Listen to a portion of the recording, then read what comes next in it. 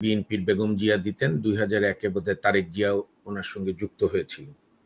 এবার যেহেতু বেগম জিয়া অসুস্থ, তারেক জিয়া তাদের ভারপ্রাপ্ত চেয়ারম্যান, তার মতো করে তারা দিয়েছে। এটা আমি বিএনপি করি না, কাজে বিএনপির দলীয় মনোনয়ন নিয়ে আমার কোনো বক্তব্য নাই। হ্যাঁ, যদি আমার এলাকায় কাকে দিয়েছে দেখার পরে যদি আমার পছন্দ হয় না হয় সেটা পরের ব্যাপার। তো এটা বিএনপি। তবে আমি এই সময় নমিনেশন দেওয়াকে স্বাগত জানাই একজন গণতন্ত্রে বিশ্বাসী কর্মী হিসাবে, মানুষ হিসাবে, যে নানা চক্রান্ত খুবই বিদ্যমান যাতে ফেব্রুয়ারির ভোটটা না হয়, যাতে নানা প্রকার গণভোট ইস্যু, এই ইস্যু সেই ইস্যু আনা। সেখানে বিএনপির মতো একটা বড় রাজনৈতিক দল, বাংলাদেশে তো যে যাই বলুক বিএনপি এবং আওয়ামী লীগই বড় রাজনৈতিক দল।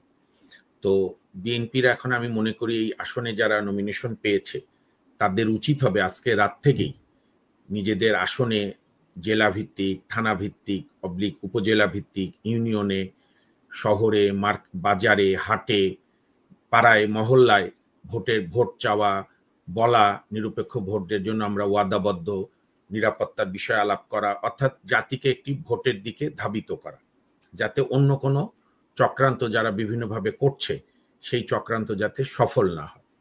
এটা আমার মনে হয় বিএনপি সঠিক সিদ্ধান্ত নিয়েছে দ্রুত ঘোষণা করে। আর বিভিন্ন জোট, যেহেতু বিএনপির সঙ্গে যুগপৎ আন্দোলন অনেক দল করেছে, বিএনপির এই ওই, আমরা তো এটা অতীতেও যখন 2001-এও বিএনপি 4 দলীয় জোট করেছে, আওয়ামী লীগ তখন বোধহয় একা ইলেকশন করেছিল, কিন্তু 8-এ মহাজোট করার পর তো তারা বিভিন্ন আসন ভাগাভাগি করেছে। এবং বাংলাদেশে আসন ভাগাভাগি করতে গিয়ে খুব সমস্যা হয়। সমস্যাটা হয় এই কারণে যে আপনি যদি খেয়াল করেন ইতিহাস, যে আওয়ামী লীগের 14 দলের মধ্যে আওয়ামী লীগের তুলনায় বাকি দলগুলো 100 ভাগের 1 ভাগও না। হয়তো বড় নেতা আছে, দল খুব ছোট। এই একই প্রবলেম বিএনপির সঙ্গে যারা জোটে আছে, যে অনেক ব্যক্তি খুব বড় বড় কিন্তু দল একেবারেই ছোট। আর আজকে তো জাতি একটা আশাবাদী হলো যে অন্তত এনসিপিও তো বিএনপির সঙ্গে, আমিও যেটা বিভিন্ন জায়গায় শুনেছি, আসন ভাগাভাগি নিয়ে কথা বলছে। কিন্তু যে প্রশ্নটি উঠবে সেটা হচ্ছে, যেটি শেখ হাসিনার সময় আমরা তুলেছি, সেটি হচ্ছে বিএনপির মতো একটা বড় রাজনৈতিক দল যাদের সবসময় ভোট 35 থেকে 40%, তাদেরকে বাইরে রেখে শেখ হাসিনা সেই নির্বাচন কতটা গ্রহণযোগ্য হবে, কতটা জনগণের কাছে অ্যাকসেপ্টেবল হবে। আর এইবার তো জামাত ছাড়া বিএনপির আর কোনো প্রতিদ্বন্দ্বী থাকছে না যদি এনসিপিও বিএনপির সঙ্গে জোট করে, বা এনসিপি একা ইলেকশন করলেও দুঃখের সঙ্গে বলতে হয়, যদিও আমি ব্যক্তিগতভাবে আশা করেছিলাম যে বিএনপি, আওয়ামী লীগ, জামাত, জাতীয় পার্টির বাইরে এই দলগুলো একটু বড় দল হোক, বা বড় দল না হোক, একটা শক্তি হোক, গণতান্ত্রিক শক্তি হোক। কিন্তু আমি যে মূল সমস্যাটা বলছি, এনসিপিরা এবং অন্যরা তারা ভুল পথে হাঁটলো।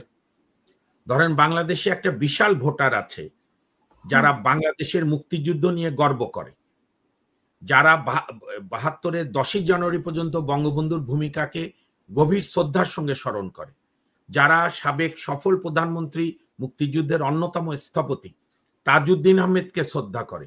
কিন্তু আওয়ামী লীগ, তার দুঃশাসন, শেখ পরিবার, শেখ হাসিনা ছাড়াও শেখ ফজলুল হক সেলিম, শেখ তাপস, শেখ পরশ, শেখ হেলাল, তারপরে ওই যে মাদারীপুরের কি সব চৌধুরী, নূরে আলম চৌধুরী, ঝন্টু, রেন্টু, নিক্সন, ভিকসন, এগুলো চৌধুরীদের, শেখ পরিবারের অত্যাচারের উপর টায়ার্ড। তারা তো একটা ভোট জায়গা খুঁজবে, হয়তো বিএনপিকে দেবে না। কিন্তু এনসিপি তো তার ভুল রাজনীতি করে সে চলে গেল 47 শ্রদ্ধার, 71 শ্রদ্ধার। আবার আরেক গ্রুপ যারা জামাতের আউটলেট, অন্য দলগুলো, তারা মুক্তিযুদ্ধের বয়ানই খুঁজে পাচ্ছে না। মুক্তিযুদ্ধের বয়ান নাকি ওই যে মনির ভাই যেটা বললেন, মুক্তিযুদ্ধের বয়ান নাকি একটা পাকিস্তানের বয়ান আর একটা দিল্লির বয়ান। আমি সেই নেতাদের বলি, আমি মামুন মাহবুবের কাছ থেকে বয়ান শুনেন, আমার মায়ের দেওয়া বয়ান খুব ইম্পর্টেন্ট।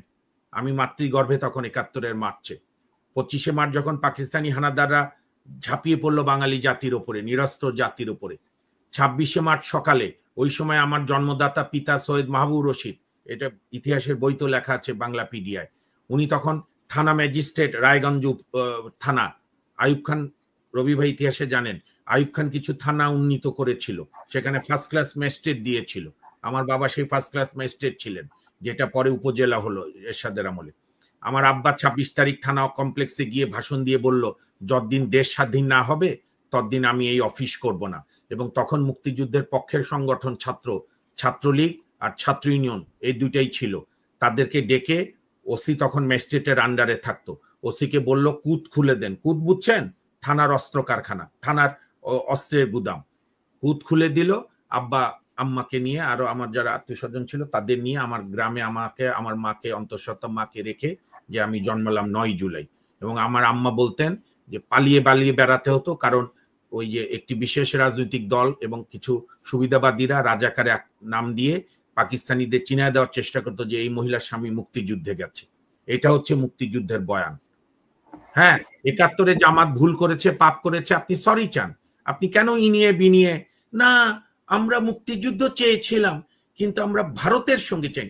আরে আপনার উপরে গুলি করছে, রেপ করছে, আপনার বাড়ি পুড়িয়ে দিয়েছে। জিয়াউর রহমানও তো ভারতে গেছে। জিয়াউর রহমান ভারতের লোক?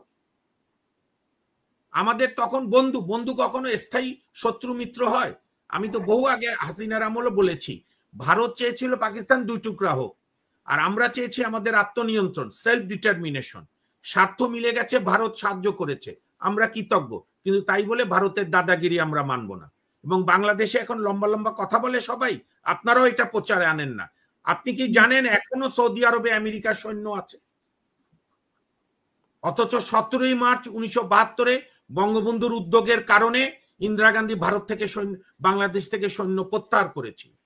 এখন ইতিহাস ভুলিয়ে দেওয়ার চেষ্টা হচ্ছে। ফখরুল সাহেব চমৎকার বলেছে যে 71 ভুলিয়ে দেওয়ার কোনো চক্রান্ত সহ্য করা হবে না। আমি তার সঙ্গে একদম একমত। 71 আমাদের ভিত্তি, 24 আমাদের বড় গণ আন্দোলন, 90ও আমাদের বড় গণ আন্দোলন ছিল, তার চেয়েও 24 বেশি।